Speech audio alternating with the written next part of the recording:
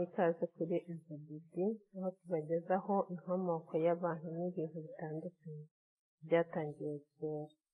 EZOBD ibigarura mu buzima bw'uyu munsi. Uyu munsi tugiye kurebera hamwe akarwa k'abakobwa. Ku karwa k'abakobwa ni hamwe mu hantu hafite amateka yihariye mu Rwanda.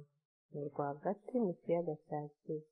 Hakaba hazwiho kuba ariho hajyanwaga abakobwa babaga batwaye inda kandi batarashaka abagabo, ibize nko gutwara inda z'indaro.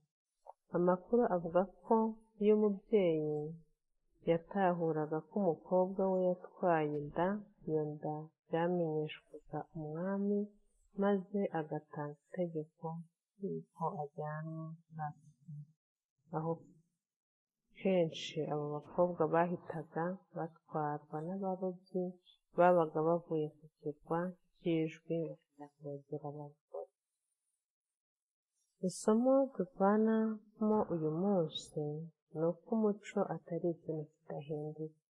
Kuba uwo muco warabayeho ntibivuze ko wari mwiza.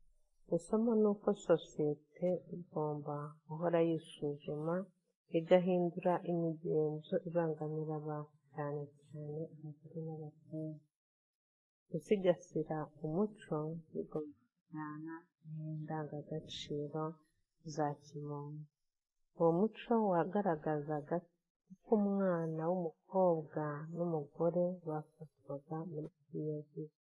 Kumenya aya mateka bidufasha gusobanukirwa impamvu amategeko n'uburezi n'uburenganzira bwa muntu ari ingenzi kugira ngo ibyabaye bitazongera kuba.